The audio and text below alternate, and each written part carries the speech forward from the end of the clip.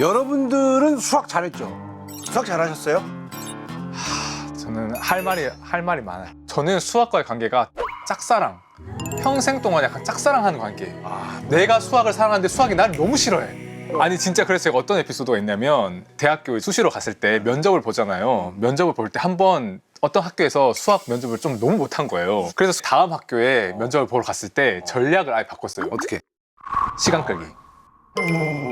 수학 면접인데 시간을 끈다? 그래서 마치 그 페르미의 마지막 정리처럼 내가 다 풀 수 있지만 종이가 모자라서 못 풀었다 하는 것처럼 똑똑똑 나오실 시간이에요. 그랬을 때 시간이 없네? 시간이 없어서 뒤에 걸 설명을 못한 연기까지 했어요. 그거는 사기죠. 그러니까 그거는 연기가 아니라 사기예요.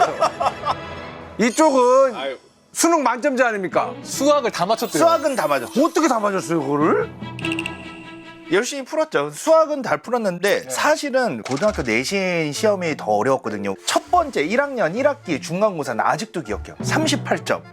그때 약간 각성했어요, 그래서? 충격받았어요. 근데 그때 각성을 했어야 되는데 놨지. 나는 당연히 과학자라면 수학을 잘할 줄 알았어요. 근데 수학이 어렵다는 과학자들도 많나 보네요. 그러니까 저는 만나고 싶어요, 수학이랑. 가까워지고 싶은데 수학이 저를 계속 밀쳐내는 것 같아요. 오늘 또 여러분들, 제가 초대한 손님이 계신데 이분이 수학자세요. 수학자를 어떻게 알고? 제가 초대했다고는 하지만 이분이 신청하셨어요. 오고 싶다. 왜 과학 프로에 수학이 없냐? 그렇지. 과학의 뿌리는 수학이다. 그래서 오늘 특별한 수학자분을 제가 모셨으니까 저희 둘은 경청을 할 터이고 두 분이서 리드를 좀 해주세요. 부탁 좀 드릴게요. 네. 자, 오실 시간이 됐는데, 예.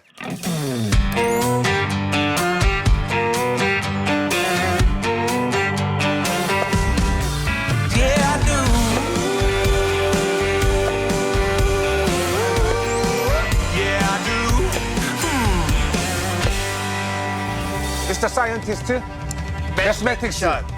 예, 반갑습니다. 본인 소개 좀 부탁드리겠습니다. 예, 저는 고등과학원에서 일하고 있는 수학자 김상현이라고 합니다. 김상현 수학자님. 진짜 찐 매스 매지션. 저는 이제 과학 프로를 지금 진행을 하고 있지 않습니까? 근데 사실 이렇게 과학자분들하고 얘기를 하다 보면 수학이 안 들어갈 수가 없거든요. 맞아요. 근데 그럼에도 불구하고 한 분은 지금 수학이 힘들다. 영원한 짝사랑을 하고 싶다라는 말씀들을 하시거든요. 저는 그래서 진짜로 너무 잘하고 싶은데 이과니까 수학은 당연히 잘하고 싶은데 무슨 마음인지 너무 이해돼요. 안 되니까 너무 힘들었어요.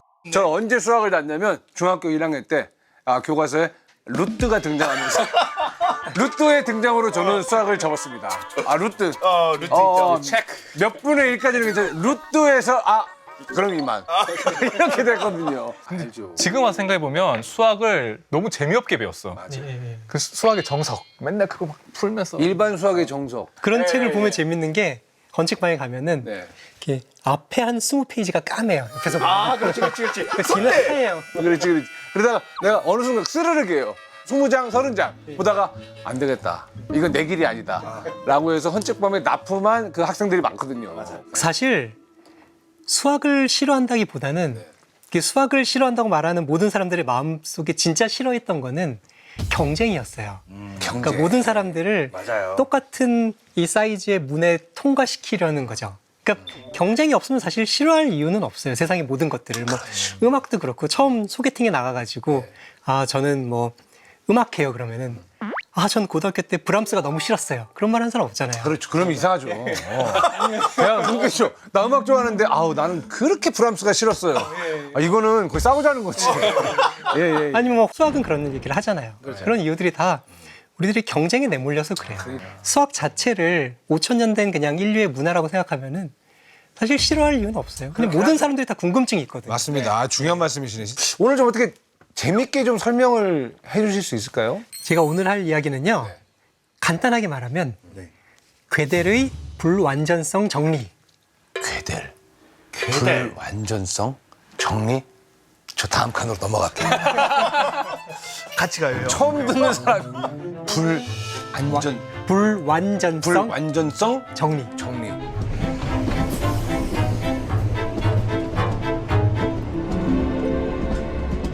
오늘 하려는 얘기는 1 더하기 1이 2일까? 아니죠. 1 더하기 1은 귀요미죠.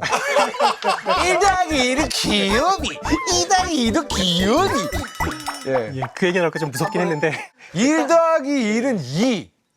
이거는 그냥 1 더하기 1은 2예요. 네, 맞아요. 어렸을 때부터 이미 다 배웠던 거 아니에요?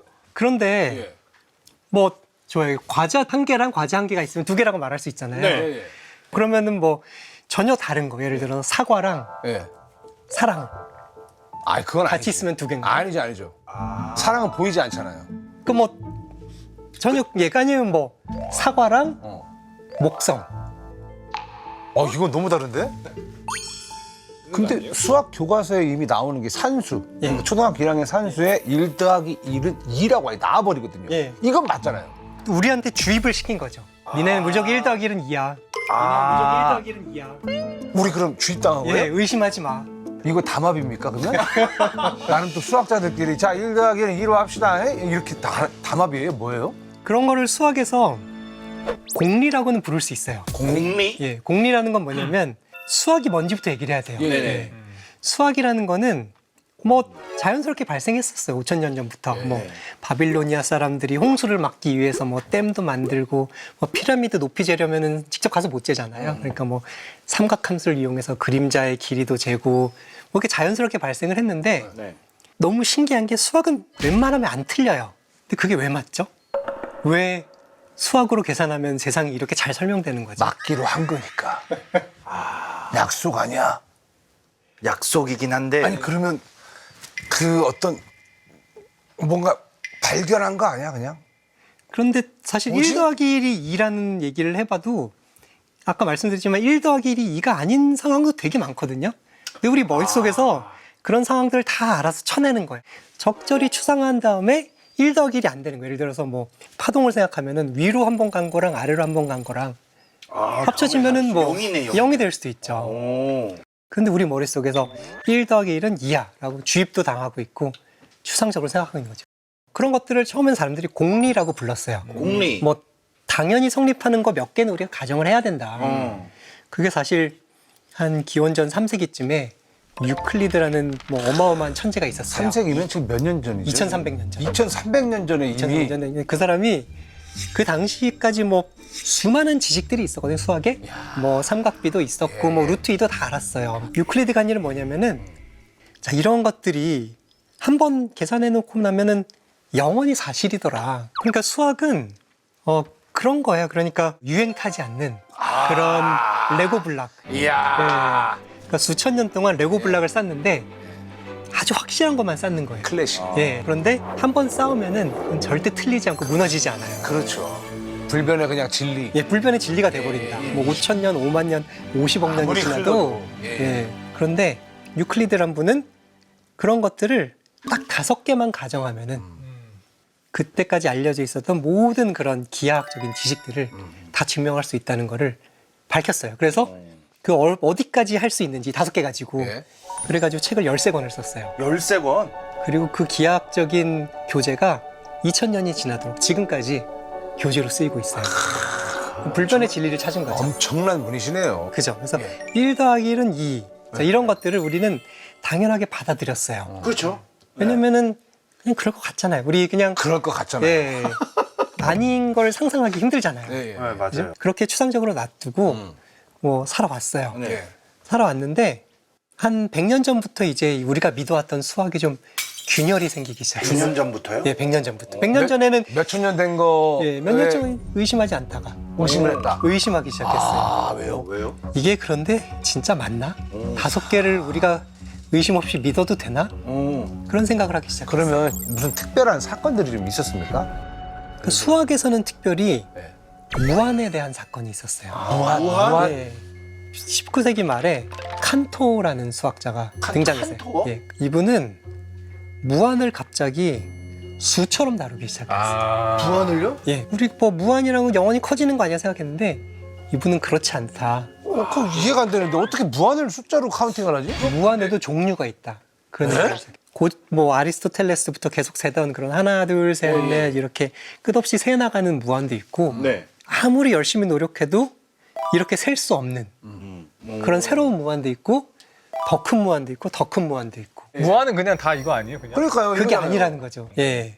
그러니까 과자 2접시가 이렇게 있어요. 그럼 우리는 얘 2개 크기를 비교할 수 있어요. 어떻게 하냐면은 하나씩 빼면 돼요.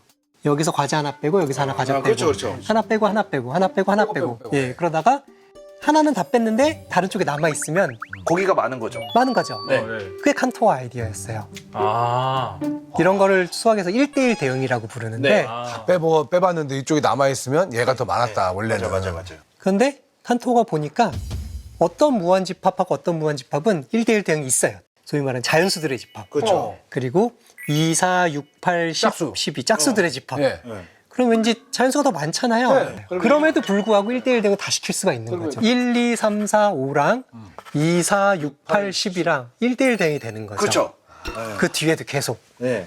1대1 대응을 시킬 수만 있으면 같다고 봐야 된다. 같은 무한이다. 오. 무한에서는 이렇게 1대1 대응 말고는 도저히 비교할 방법이 없어요. 생각해보면. 이게 유일한 방법이에요. 그렇죠. 근데 이게 말이 참 안 되는 것 같고 좀 말이 너무 안 되는 황당한 것 거- 같은데 또 말씀하시는 거 보면 말이 되는 것 같기도 하고. 그래도 짝수랑 자연수 그 정도는 믿을만해요. 그런데 칸토가 어떤 얘기를 시작했냐면은 네. 1m 선분하고 2m 선분하고 갖고 있는 점의 개수는 무한계인데 네. 그 개수가 같다라고 이야기했어요. 이게 어떻게 같아요? 아니 이 선 라인 자체가 지금 길이가 다른데. 훨씬 크잖아요. 그죠? 네, 그리고 점을 예를 들어 이런 거 아닙니까? 점을 쩌쩌쩌쩌 계속 찍어놓으면 이게 선이 된다고 그러잖아요.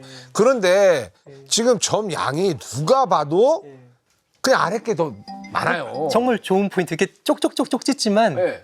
실제로 수학자들이 생각하는 선분은 쪽쪽쪽쪽해서 다 셀 수가 없어요. 근데 저기 지금 이해가 안 되고 많은 분들 혼란스러운 게 여러분들 보세요 지금 위에 게 짧고 아래 게 긴데 그것까지 괜찮다 이거야. 오케이 알았어요. 근데 왜 점이 무한계가 있지? 왜냐면 여기 딱 맺음과 처음과 끝이 예, 있는데. 있죠? 예. 그 다음에 가운데가 또 있죠? 예. 가운데가 또 있죠? 예. 가운데가 또 있죠? 예. 끝없이 가운데를 나눌 수 있잖아요. 아니 어떻게 여기 이 점들이 아니 근데 저기 지금 이해가 안 되고 근데 그럼 상식적으로 생각을 해봤을 때 이걸 찍으려면 잉크가 들잖아요. 일단은 잉크가 위에 거는 1mm가 들고 밑에 거는 2mm가 들었으면 그럼 밑에 거지. 밑에 거가 더 양이 절대적인 양이 많은 그렇죠. 거죠. 양이니까 무조건이죠. 맞아요. 점이라는 것도 어쨌건 계속 쌓이면 이게 밀도가 있죠. 있을 텐데 그렇게 생각을 안 하세요 수학하시는 분들은? 예, 수학하는 사람들은 예. 그렇게 생각하면은 수학 이론이 성립하지가 않아요. 아니 그러면 수학자들이 수학에서 말하는 그 점은 뭡니까? 예, 유클리드가 그 얘기를 이미 했어요. 내 책에서 말하는 점이란 크기가 없는 점이다. 그런데 선분에는 점이 무한계가 많이 있다. 야 무한계가 너무 신기하네. 아니 점이 무한계. 크기가 없는 무언가가 어떻게 크기를 만들죠? 그러니까 그게 수학의 공리 중에 하나인 거죠. 그 이럴 때 불리한 거야. 불리한 거죠. 예, 맞아요. 약간 불리하다 싶으면은 공리를 만들어. 그래서 수학에서 말하는 선분, 그거는 세상에 없어요, 실은. 여러분들이 세상에서 가장 성능 좋은 레이저 프린터로 선분을 찍어도 네. 거기에 있는 점의 개수는 뭐 1인치 유한한 그리면 거죠. 예, 기껏해야 뭐 몇만 개밖에 안 돼요. 맞아요. 근데 수학자들이 생각하는 선분은 점이 무한계 있어야 되거든요. 끊임없이 반으로 나눌 수 있어야 돼요. 그냥 머릿속에만 있는 거예요? 수학자분의 머릿속에만 있는 겁니까? 선분은? 그것도 되게 좋은 질문인데요. 그 2000년 전에 플라톤이라는 사람은 수학의 세계가 있다고 믿었어요. 실제로, 진짜로. 이데아의 세계. 이데아의 세계가 있다고 믿었어요. 그래서 거기에는 원은 진짜 원, 점이 무한계 있는 원, 선분은 완벽한 선분, 정삼각형은 진짜로 완벽한 정상각. 완벽한 정사각형. 근데 그거를 세상에 그리려고 하는 순간 그건 불완전한 그림자가 될 뿐이다. 아니 근데 교수님 완벽한 삼각, 완벽한 원 이런 거는 예를 들어서 일러스트레이터 프로그램에서 뭐 도형이라든가 이런 거 만들려고 그러면 완벽하게 딱 그냥 각이 나오잖아요. 그렇지만 그게 절대 완벽하지 않아요. 그것도 인정 안 하시는 거예요. 그러니까 그래서 플라톤이라는 분은 어딘가에는 진짜 완벽한 원이 존재할 거다. 근데 저희가 그러면 대박이다. 학창 시절에 사실은 정확하게 안 배웠네요. 왜냐하면 점이 모인 것이 선, 선이 모인 것이 면이라고 했는데 거기 무한이라는 개념이 빠져 있었던 거네요. 그렇죠. 그렇죠. 얘기를 안 예. 했어요. 그래서 충격 먹은 거예요. 그 선 안에 무한의 점이 있다라는 거를 우리는 몰랐어요. 그런데 선의 경우도 작은 선분이 있고 큰 선분이 있어도 얘네 사이에 1대1 대응을 만들 수가 있어요. 이렇게 삼각형처럼 그려놓고 빛을 쏘면은 여기에 예를 들어서 전구를 놔요. 빛을 쏴요. 레이저를 쏴요. 그러면은 여기를 오른쪽 끝을 통과하는 순간 밑에 선분의 끝에 통과하고, 레이저가 왼쪽 끝을 통과하는 순간 왼쪽의 아래 선분의 왼쪽을 통과하고, 그러면 1대1 대응이 되는 거예요. 쉽게 생각하면은 하나하나. 우리가 딱 그 태양빛에 서 있을 때 그림자는 내 몸을 통과한 거잖아요. 그 그림자 길이는 길잖아. 나하고 그림자의 길이가 다른데 어차피 그 그림자는 내 몸으로 만들어진 거니까 1대1 대응이 되는 거잖아요. 정확하게. 빛을 쏘이는 것 자체가 그렇죠. 그러니까 그림자가 나보다 훨씬 길어도 어쨌건 이거 다 내 거니까. 다 내 거라는 거죠. 점의 개수는 같은 거죠. 근데 칸토는 나아가서 1, 2, 3, 4, 5, 6, 7, 8 같은 그런 무한이랑 예. 선분 하나에 있는 점의 개수의 무한은 다르다. 세는 무한과 선분의 이제 개념으로 들어있는 무한계의 개수, 요거는 다른 개념. 다르다. 근데 왜 이렇게까지 생각해요? 아니 피곤한데? 나도. 근데 지금 저희가 1 더하기 1은 이 얘기를 하다가 갑자기 이 얘기를 왜 하셔가지고 지금 다들 머리가 너무 복잡해졌는데 아니 이야기를 왜 하신 거예요? 왜냐면은 지금 우리들이 느꼈던 그런 혼란, 그런 어떤 믿음의 균열, 그런 게 수학계에도 왔거든요. 유클리드 때부터 그냥 증명은 무조건 사실이야. 증명하면은 무조건 된 거야. 그리고 공리는 우리가 수천 년 동안 갈고 닦고 연마하고 재련했기 때문에 꼭 필요한 것만 남아 있어. 그렇지. 그러니까 엑기스. 엑기스만 남아 있어. 그러니까 얘네들을 가지고 잘 조합하는 것들은 영원한 진리야라고 믿었는데 칸토가 그래 내가 그 공리들 가지고 한번 이런 게임을 해볼게 했더니 뭐 이상한 일들이 생기는 거예요. 그래서 뭐 더 중요한 거는 우리가 알고 보면은 그냥 헛짓을 하고 있는 건가? 야, 그 정도까지요? 그렇게까지? 그 멘붕이었다고요? 왜냐면은 수학에서는 가정이 거짓이면은 모든 게 사실이 돼 버려요. 그게 아리스토텔레스 때부터 아주 오래 전부터 믿어오던 수학의 거의 유일한 믿음이에요. 그럼 예를 들어서 그러니까 예를 들어서 쉽게 생각, 예를 들어서 쉽게 얘기해 주시면 제가 제 아이한테 너가 이번 시험에서 100점 맞으면 내가 장난감을 사줄게 라고 약속을 했어요. 그래서 100점을 맞았어요. 예를 들어서 사줘야죠. 그럼 꼭 사줘야죠. 100점을 맞았는데 안 사주면은 거짓. 뭐 난리가 나겠죠. 예. 나빠. 그거 거짓 아빠. 예. 그런데 만약 100점을 안 맞았어요. 100점을 안 맞았는데 제가 장난감을 사줬어요. 근데 거짓말쟁이가 되나요? 아니 그 좋은 아빠죠? 좋은 아빠죠. 따뜻한 아빠죠. 예. 뭐 제가 어떤 아이와의 신뢰를 약속은- 깬 건 없잖아요. 가정이 틀려버리면은 장난감을 사주건 안 사주건 다 좋아요. 다 사실이에요. 수학에서 정확하게 그런 상황을 폭발의 원칙이라고 불러요. 폭발이요? 폭발의 원칙. 수학 폭발의 원칙은 뭐냐면 공리들 사이에 모순이 있으면 무슨 결론을 내려도 다 사실이라는 거예요. 뭐 아까 얘기가 잠깐 나왔던 뭐 페르마의 마지막 정리라든지 뭐 포안카리 추측이라든지 뭐 수천 년 된 난제라든지 그런 것들 다 그냥 한 줄짜리 논문이 되는 거예요. 공리가 잘못되면, 문제가 잘못되면 뭐 어떻게 풀어도 다 답이라는 거죠. 그런 거예요? 그러면 학교 다닐 때 뭘 문제를 냈어 선생님 냈는데 야 미안하다 이거 내가 문제를 잘못 냈어 이거 다 맞는 걸로 할게. 있었잖아. 예, 정확히 그런 상태죠. 예. 그거죠. 내가 이해한 거네. 그렇죠 선생님이. 그거예요. 다 100점 처리하는 거죠. 그거네. 이렇게 이해해야 돼요. 정확하게 그런 상태가 되는 거죠. 그래서 그러면 수학이 쓸모 없어지는 거죠. 아무 말이나 해도 다 맞는 게 되는 거예요. 근데 그게 맞는 말이 되는 게 아니라 의미 없는 말이 되는 게 의미 아닌가요? 없지만 수학 체계 안에서는 맞는 말이고 이 규칙을 잘 따른 게임이 된 거죠. 그러니까 알고 보니까 수천 년 동안 하던 이 수학이라는 게임이 아무 쓸모 없는 의미 없는 게임이 돼버리는 거죠. 그걸 좀 더 정확히 말하면 모순이라고 그러는데요.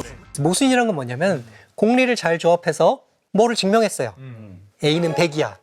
그리고 공리를 딱 조합하면은 그 반대도 증명이에요. A는 100이야를 증명하고 A는 100이 아니야를 동시에 증명해버리는 상황. 그런 걸 모순이라고 부르고요. 폭발의 원칙은 만약 이 수학 체계에 모순이 있으면 그냥 잘못된 문제에 모든 사람이 100점을 맞듯이 아무 말이나 해도 100점을 맞는 거예요. 그럼 이제 약간 수학자분들도 전혀 새로운 어떤 그 사실들을 이제 마주하게 되면서 위기의식 같은 것도 좀 많이 느꼈을 것 같은데요. 두 가지 반응이 있었는데요. 첫째는 아주 무지하게 비난하는 거였죠. 그러니까. 그렇지. 말도 안 되는 소리 하지 마! 이러면서 막, 너가 하는 거는 그냥 우리가 하는 아주 의미 있는 이 수학 활동에 그냥 아주 이상한 특이점을 하나 발견한 거지. 이단아야 이단아. 예, 그런 것들은 그냥 차츰차츰 없애가면 그죠? 되는 거지. 예. 그런 쓸데없는 거에 왜 집착해? 많은 비난을 받았어요. 예. 그래서 뭐 크로네커라는 수학자가 크로네커. 이 사람을 너무 미워해가지고 아, 진짜요? 대학에서도 쫓겨나도록 만들고 아예 밥줄을 끊어버렸어요? 그의 크로네커의 추종자들이 너무 많이 비난을 해서 결국은 뭐 신경쇠약도 걸리고 뭐 정신병원에 입원도 아이고. 하고 그래서 말년이 좋지 않았어요. 그리고 아이고 안 됐네요. 그래서 칸토의 말년은 자기 수학이 인정받는 걸 결국 못 봤어요. 근데 만약에 상대편의 반대쪽의 입장을 좀 변호를 해보자면 막 이게 그 쓸데없는 고민만 더 던져주고 사람들이 그래 수학 뭐 해서 뭐해라고 하는 그런 부정적인 것만 던져주기 때문에 사람들의 반발이 더 심했던 건 혹시 아닐까요? 그러니까 비난하는 사람들의 주된 입장은 수학에서 제일 중요한 건 직관이다. 그렇죠. 딱 뭘 썼을 때, 보여야지. 이게 마음으로 약간 믿음이 가야지. 뭐 이런 뭐 레고 블럭 쌓기 게임만 잘한다고 그래서 만들었다고 믿어야 되냐. 그렇지만 칸토의 이 이상한 수학을 쓰면은 당시 할 수 없었던 많은 일들을 했거든요. 예를 들면 어떤 거? 예를 들어서 뭐 미분 방정식을 푸는 거. 그거 엄청 중요해요. 로켓 비행기 쏘고 그런 것들은 다 미분 방정식을 풀어야 돼요. 그런 것들을 푸는데 다 칸토의 무한이 핵심적으로 쓰여요. 야 신기하네. 예, 점점 그런 신기한 일들이 생겨서 반응은 두 가지인 거죠. 이게 우리 수학 체계에 모순이 있기 때문에 폭발의 원칙 때문에 아무 말이나 해도 다 맞는 게 되는 건 아닐까 혹시. 또 다른 접근은 이게 진짜 수학이다. 예, 이게 20세기부터 우리가 신봉해야 할 진짜 수학이고 그러면서 칸토를 지지하는 사람들이 나오기 시작했고 그런 거죠. 그게 이게 진짜 수학이다. 이게 수학인들의 자세다. 우리는 더 뻗어 나가야 된다. 이게 약간 각성을 한 거네요. 칸토 거의 때문에. 지금 하신 말씀과 거의 똑같은 말을 예. 힐베르트라는 수학자가 얘기했어요. 힐베르트. 20세기 초, 19세기 말에 가장 영향력 있던 그런 독일 수학자인데요. 최고죠. 와. 세계 수학자 대회란 걸 만들어서 거기서 이제 필드 메달도 주고 그 힐베르트가 칸토에게 영향을 받았다. 열렬한 지지자였어요. 사후에 아니면 생전부터. 예, 아, 생전부터. 그나마 칸토 외롭지 예. 않았겠네요. 예, 그래서 이게 진짜 수학이고 이거를 우리는 수학계에 적극적으로 들여와야 된다. 그래서 어떤 얘기까지 했냐면은 어느 누구도 우리를 칸토의 낙원에서 추방할 수 없다. 아 멋진 말이다.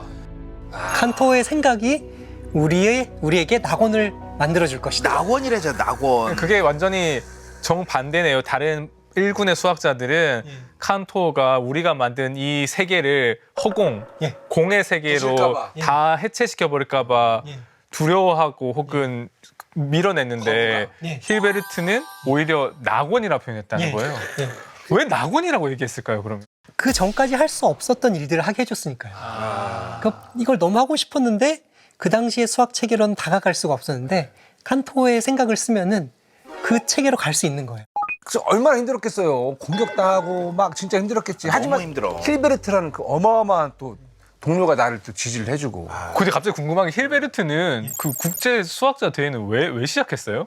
그러니까 그때가 뭐 물리학도 그랬지만 뭐 인류의 지식이 폭발적으로 발전하고 있을 때고 이런 새로운 세기에 우리가 생각해야 할 수학은 무엇인지 우리가 뭐를 추구해야 되는지 지금 수학은 어디에서 왔고 앞으로 어디로 가야 되는지 깨어난 한번 사람이에요. 한번 정리해 보고 싶었던 걸로 생각해요. 힐베르트는 그래서 우리가 결국 다 알 수 있을 것이다. 몰랐던 것까지 다 알게 될 것이다. 그런 연설을 했어요. Statt des törichten Ignorabimus heiße im Gegenteil unsere Losung, wir müssen wissen, wir werden wissen. 힐베르트가 세계 수학자 대회에서 20세기에 생각해야 될 가장 중요한 문제 23개를 제안했는데요. 야, 23개나. 야 힐베르트 이분 보통이 아니라 그냥 완전 넘사인데요. 생각하시는 게. 어마어마한 분이야. 23개가 뭐 20세기를 지배하는 문제였는데 근데 그중에 두 번째 문제가 문제가. 아까 그 말씀하셨던 그 걱정이에요. 우리 수학 체계 안에 모순이 없냐? 아, 공리들이 다 완벽한 공리들이냐. 완벽한 공리냐. 아니면은 폭발의 원칙이 생겨나는 그런 형편없는 체계냐 어떤 거고. 끊임없이 의심한다. 예. 아니 그 문제를 낸 게 힐베르트 씨가 문제를 낸 게 언제적이에요? 그게 1900년 1900년에서. 그럼 100년이 지금 지났잖아요. 120년이 지났지. 100년 더 지났죠. 네. 증명이 됐습니까? 그 얘기를 오늘 하려고 해요. 120년 전에 됐던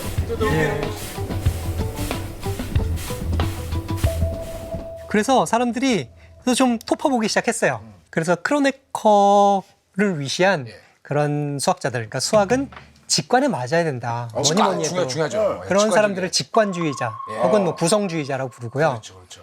그렇지 않고 수학에서 제일 중요한 거는 어쨌거나 증명을 잘 하는 거다. 이렇게 조합을 해가지고 증명으로 나오면 무조건 사실로 믿어야 되고 우리가 갈 길은 그런 증명을 엄밀하게 잘 하는 거다. 그런 사람들을 형식주의자라고 불렀어요. 아, 증명만 되면 예, 형식이 제일 중요하다. 수학에서 그러면 형식주의자가 무슨 일들을 했습니까? 이 형식주의자분들이요. 예. 예. 이제 19세기 말 20세기의 눈에 좀 더 이 엄밀한 눈으로 바라보니까 2000년 동안 교과서에 마르고 닳도록 쓰였던 유클리드 기하학도 틀렸어요. 틀리기까지 해요? 수많은 구멍들이 있어요. 그래서 형식주의자는 이걸 보완해야 된다. 특히 걸출한 사람이 러셀이라는 사람이 있었어요. 러셀. 영국의 철학자, 수학자 이분이 진짜 그 작업에 착수했어요.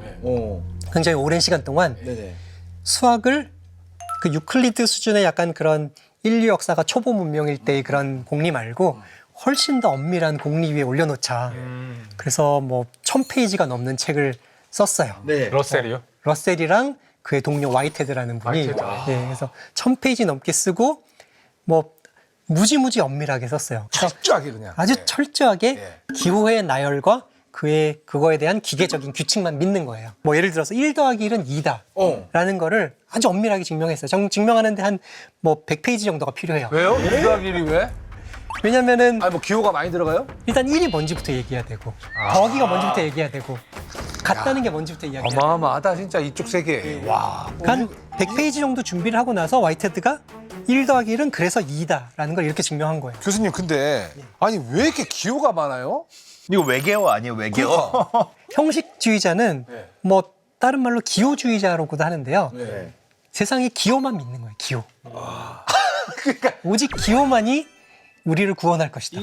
우리가 일상생활에서 하는 말은 참이거나 거짓일 필요 없어요. 수학은 그렇지 않아요. 그게 기호가 도입된 이유예요. 뭐 기호에는 애매함이 없거든요. 예를 들어서 뭐 너 오늘 밥 먹었어? 그러면은 너 오늘 밥 먹었어. 다 애매한 말이에요. 뭐 마시는 거는 먹는 건가요? 뭐 라면은 밥인가요? 뭐 12시 1분은 오늘인가요?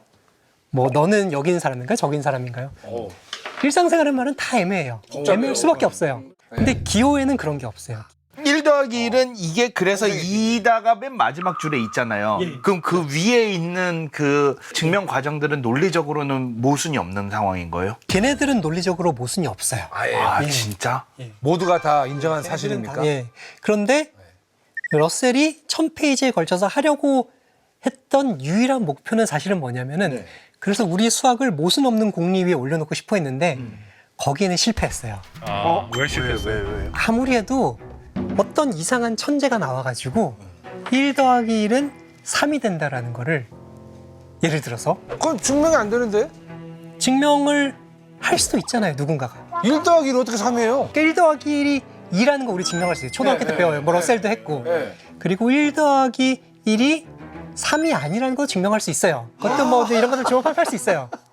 그런데 1 더하기 1이 3이라는 거를 아주 최첨단의 수학 테크닉을 써가지고 이렇게 조합을 하고 이런 식으로 또 누가 하고, 뭐 반박불가였던 미분하고, 걸 하면 뭐 이상한 수학을 써가지고 미분방 정식도 풀고 해가지고 결론이 1 더하기 1이 3이 되는 날이 오지는 않을까. 그럼 그 오는 순간 그 책은 다 폭발했구나. 그때부터 폭발의 원칙이 적용되는 거예요. 야 그러면 또 난리 나는 거잖아요. 또 세상이 뒤바뀌는 거 아니에요? 실제로 21세기 초반에 그런 일이 발생했어요. 진짜요? 프린스턴 대학에 아주 저명한 수학 교수가 누군데요? 에드 넬슨이라는 수학자가 있는데요. 이분이 아주 저명한 사람인데 쉽게 말하면 1 더하기 1이 3이라는 걸 증명해 버렸어요. 말도 안 돼요. 예, 기호로요? 기호로 수백 페이지에 걸쳐서. 에이, 어떻게 그게 1 더하기 1이 어떻게 3이 돼요? 사실 믿을 수 없다고 믿는 이유는 대표님이 그렇게 말씀하시는 이유는 공리 사로잡혀가지고. 예, 우리 수학 체계에는 무조건 맞아야 된다는 믿음이 있는 거잖아요. 그 믿음을 주입당한 거죠. 내가 이렇게 살아온 게 그건데. 예. 근데 수학이 왜 맞아야 돼요? 맞을 필요가 없을 수도 있다는 거죠. 그래서 그분이 그걸 증명을 해버려가지고 아주 큰 뉴스가 된 적이 있어요. 아니 근데 그게 인정을 받았어요? 그런데 아주 학계에서? 다행히도 네. 한 3, 4년 지나서 그 테렌스 타우라는 천재 수학자가 있거든요. 너무 유명하죠. 네. 예. 초천재. 초천재. 초천재? 제일 유명한 수학자, 현존하는 제일 유명한 수학자 한 명을 꼽으라면은 지금 현존하고 있는 수학자 중에서는 테렌스 타워. 테렌스 타우. 타우가 그 증명에서 오류를 찾았어요. 아 다행이다. 예들슨도 인정을 하고 뭐 그 논문의 뭐 부록으로 테렌스 타우의 그 오류를 찾는 과정까지 실렸어요. 그러면 이게 어떻게 보면 1 더하기 1이 만약에 3이 돼버리잖아요? 그러면 대혼란이거든요. 근데 초천재 수학자분께서 예드넬슨이 증명해낸 거를 거기에 대한 허점을 발견을 했다라는 게, 야, 이게 너무 재밌네요. 다행히도 오타를 찾은 거죠. 예. 사실 방금 말씀하신 이야기를 러셀이 했어요. 러셀이 예를 들어서 1 더하기 1이 1이라는 걸 증명하면은 이 세상 모든 게 사실이다. 그렇죠. 아까 폭발의 원칙 예, 폭발 얘기하잖아요. 근데 학생들이 그걸 믿지 않는 학생이 있었대요. 그래서 강의를 이렇게 했는데 손을 들고 그게 말이 됩니까? 1 더하기 1이 1이면은 러셀은 교황이다. 라는 것도 증명이 됩니까? 마리아 방구야, 이런 거죠. 말이 방금 그런 건데 러셀이 순발력이 좋아서 자, 이 증명해 주겠다. 1 더하기 1이 1이라고 가정해 보자. 그러면 이제 어떤 집합을 생각하는데 집합 원소가 2개. 하나는 러셀, 하나는 교황. 이라고 생각해 보자. 근데 너가 지금 1 더하기 1이 1이라고 가정했지 않냐. 그러니까 이 집합의 원소의 개수는 하나다. 왜냐면 2는 1이니까. 그럼 교황이 러셀이 될 수도 교황이 있고, 러셀이라는 거죠. 러셀이 교황일 수도 예. 있고, 합치면 예. 뭐 그런 얘기를 했어요. 황당하긴 한데 너무. 예. 폭발의 원칙은 모든 세상을 무너뜨릴 수 있다는 거죠. 러셀 이분은 약간 괴짜 같다. 그렇네. 괴짜고 유머 감각이 좀 있으셨던 분 같기도 한데. 근데 이게 지금 이 얘기를 시작한 게 사실 힐베르트가 그 23가지 문제를 냈고 그 러셀 같은 사람이 모범생처럼 그 문제 한번 풀어보겠다고 하려고 했는데 문제가 봉착한 거잖아요. 그래서 결과적으로 지금 100년이 지나서 지금 이 2번 문제에 대해서 저희가 내린 결론은 뭔가요? 괴델이라는 사람이 있었어요. 크루트 괴델. 오, 괴델. 괴델은 되게 유명한 사람이에요. 저는 괴델을 아인슈타인의 친한 친구분으로 알고 아주 있어요. 절친이에요. 네, 맞아요. 아인슈타인의 단짝. 괴델. 괴델이 불완전성 정리라는 걸 발표를 해요. 불안정성 정리. 불완전성. 완전하지 못하다는 건데요. 사실 제 생각에는 괴델 이름에 괴자가 들어가가지고 사람들이 훨씬 어렵게 생각하는 것 같긴 해요. 그렇게 사실 어려운 내용은 아니에요. 굉장히 중요한 내용이고 어마어마한 발견이지만 그렇게 어려운 내용은 아니에요. 뭐라고 했을까? 뭔가 엄밀한 증명을 했어요. 아주 엄밀한. 형식주의자의 노력은 영원히 실패할 것이다. 기호로 무언가를 설명을 하려고 하는 독설인데? 기호로 증명을 했는데 그 내용은 뭐냐면은 기호만으로 수학 체계를 만들려고 하면은 그거는 영원히 무언가 구멍이 빠진 그런 체계가 될 것이다. 근데 그거를 기호로 증명했다는 그걸 거 아니에요? 증명했어요. 예. 아주 기초적인 기호의 나열만을 이용했어요. 니네들이 아무리 공리를 잘 만들고 그래도 여기에는 영원히 증명할 수 없는 구멍이 있다. 구멍이 있다. 라는 걸 증명했어요. 믿을 수 있는 기호만 예, 써가지고 그 정도는 충분히 믿을 수 있는 걸 써서. 예, 맞아요. 디스야. 디스인데 그 디스를 그 사람들이 쓰는 방식으로 디스를 해버린 거예요. 그치 랩으로 디스를 그러니까 약간 캔디릭 라마야. 그 디스의 내용이 뭐였는지 너무 궁금하네. 예. 뭐를 증명했냐면 니네들이 수학 체계를 만들고 싶잖아. 공리들을 잘 조합해서 뭐를 증명해? 하지만 공리들을 잘 조합하면은 이 증명한 거에 반대도 증명해 버려. 이런 일이 생기진 않을까? 이런 게 니네들 걱정이었잖아. 그런데 니네들이 수학 체계를 아무리 만들어도 그 수학 체계를 이용해서 우리 체계는 그런 걱정이 없는 좋은 체계야. 이걸 증명할 방법은 절대 없다. 완벽한 체계는 없다. 니네가 아무리 해도 그런 걱정 계속 안고 살아야 돼. 그걸 어떻게 증명했어요? 그걸 증명했어요. 그걸 증명한 핵심 아이디어는 사실 옛날부터 알려진 어떤 그런 농담, 역설 그런 걸 이용했어요. 뭐죠? 거짓말장이 역설이라는 건데요. 오, 그 크레타인의 그 예, 이건 성경에도 나온 얘기예요. 아주 쉽게 말하면 이거예요. 내가 지금 거짓말을 하고 있어. 이 말은 거짓말일까요? 참말일까요? 내가 지금 거짓말을 하고 있어. 둘 중에 하나죠.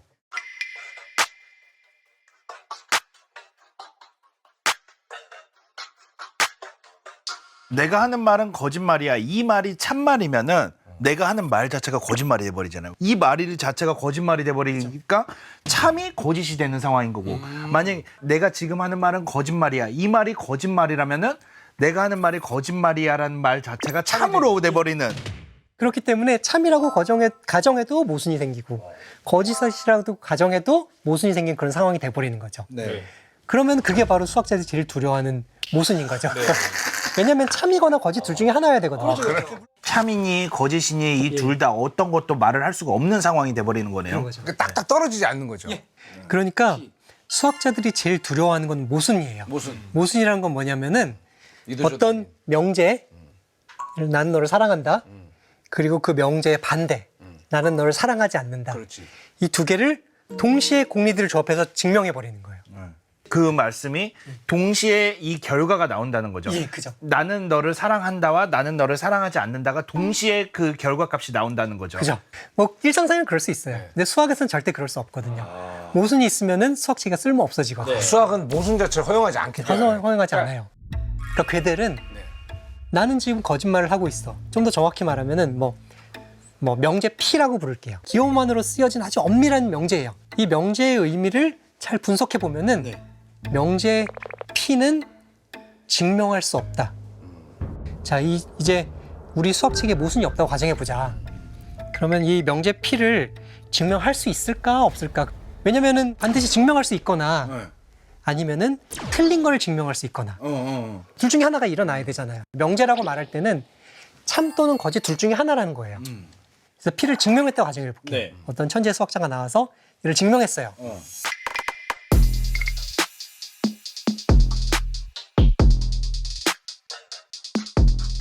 증명을 하면은 P는 증명할 수 없다라는 걸 증명했죠. 그러니까 P는 증명할 수 있다를 가정하면 P는 증명할 수 없다라는 결론이 나와요. 모순이죠. 네, 모순이에요. 아, 머리에서 피나네. 피나.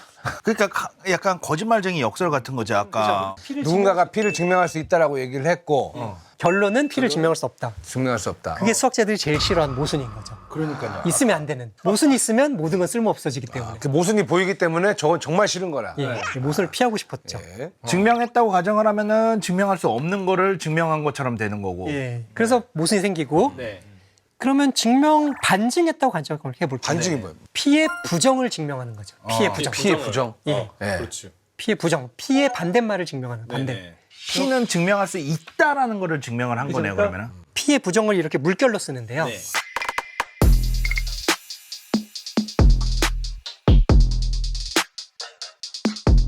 물결 P를 증명했다고 가정하면 P를 증명할 수 있다는 결론이 나와요. P를 반증했는데 P를 증명할 수 있다고 나와버리니까 또 모순인 거죠. 여기서 아까랑 좀 상황은 다르지만 또 모순이에요. 왜냐하면 물결 P, 그러니까 P의 부정도 증명하고 P도 증명했어요. 이게 정확하게 모순, 창과 방패예요. 증명할 수 없다고 시작했는데 증명할 수 있다. 사랑하지 않아라고 했는데 결국엔 사랑한다라는 것까지 뽑아내는 거 아니에요? 그죠. 뭐 그런 거잖아요. 예. 뭐 우리의 삶에는 그래도 상관없잖아요. 예. 그런데 수학에서는 그게 모순인 거예요. 동시에 이게 일어나면 안 되는 거잖아요. 안 되는 거죠. 그러니까 증명할 수 없다면 계속 그렇게 증명할 수 없다로 가든가 아니면 증명할 수 있으면 계속 증명할 수 있다로 가든가. 근데 증명할 수 없다라고 시작해놓고 갑자기 이렇게 하다 보니까 증명할 수 있게 나오네? 이런 변수, 이런 게 수학자들은 못 버틴다는 거 아니에요? 못 버티는 거죠.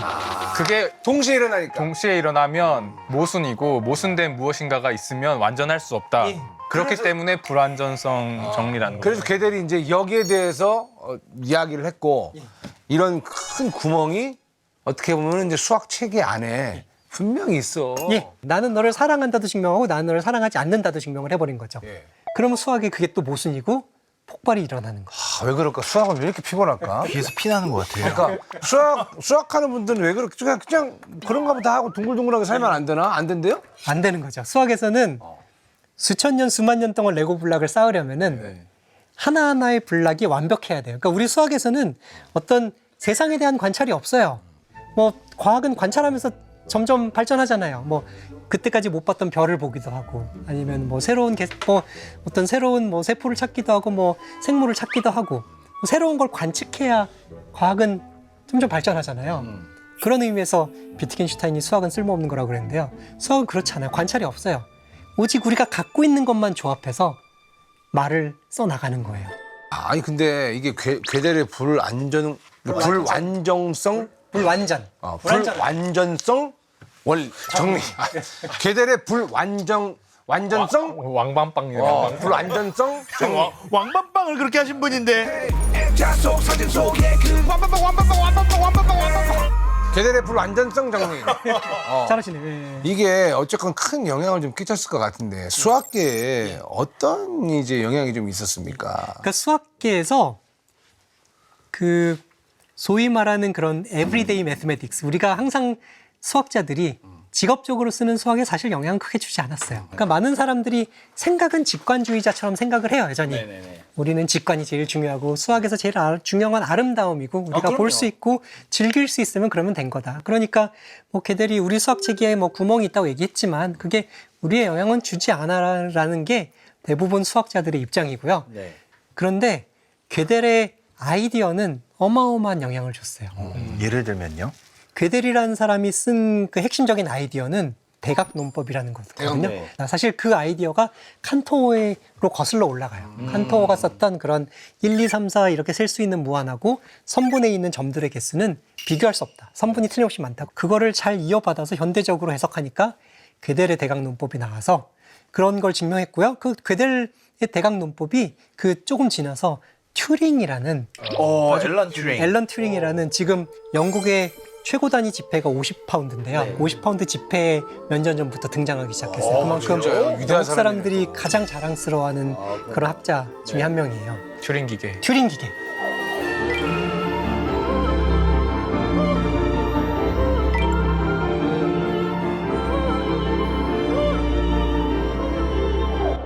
기계란 무엇인가?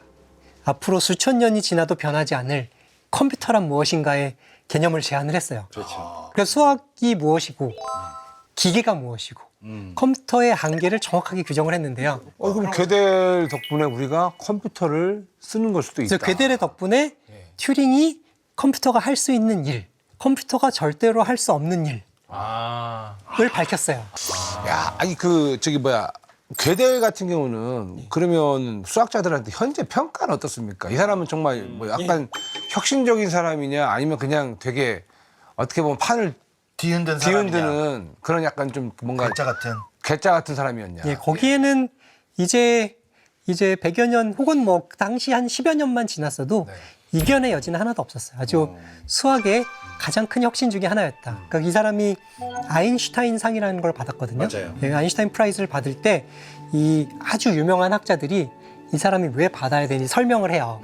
본 노이만이 이 업적은 우주 아주 먼 곳에서도 보일 만한 랜드마크다.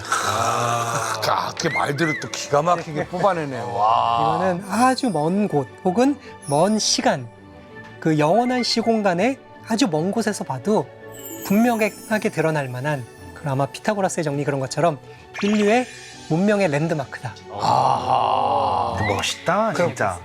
네, 오늘 1 더하기 1은 2가 왜 2인지에 대해서 한 번도 이제까지 태어나서 한 번도 고민해보지 않았던 그런 이야기들, 그리고 괴델, 그리고 튜링, 그리고 그 이전에 칸토어, 이런 어떻게 보면은 당시에는 정말 약간 뭐라 그러죠? 좀 비판받고 힘들어했던 그런 그 수학자분들 덕분에 이 수학이 정형화되지 않고 계속해서 뭔가 이렇게 업적이 쌓여가는 그런 좀 느낌을 좀 많이 받았어요.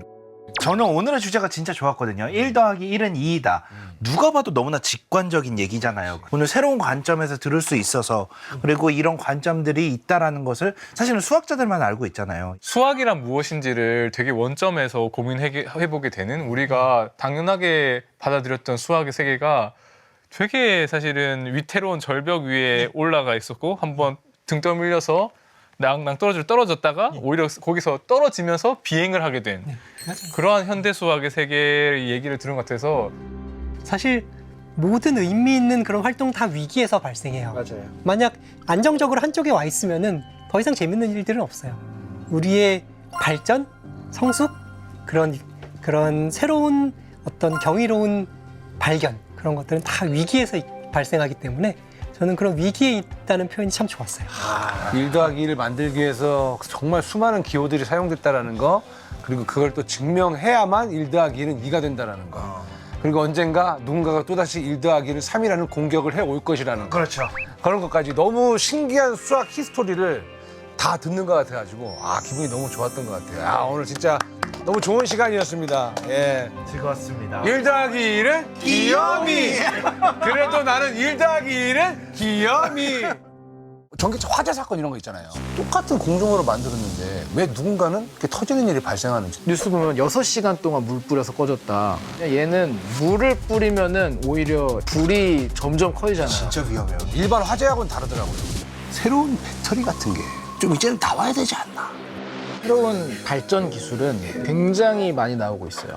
이제 이런 얘기를 들어야 돼요. 뉴 배터리 후보들. 미생물 연료전지란 분야가 요새 진짜? 토니 스타크, 아크 원자로. 앞으로 나올 확률이 있습니까? 실제로 쓰고 있어요. 진짜요? 인간의 유전자 조작을 해서 초능력 배틀물 같은 게 마냥 허황된 건 아닐 수도 있고. 생물학적 배터리의 재료들이 우리 인간, 미생물, 식물에 다 들어있다는 거죠. 사람 자체가 어떻게 보면 휴먼 발전소네요. 차세대 뉴 전지가 나오면 또 한 번 우리 세상이 바뀌지 않을까.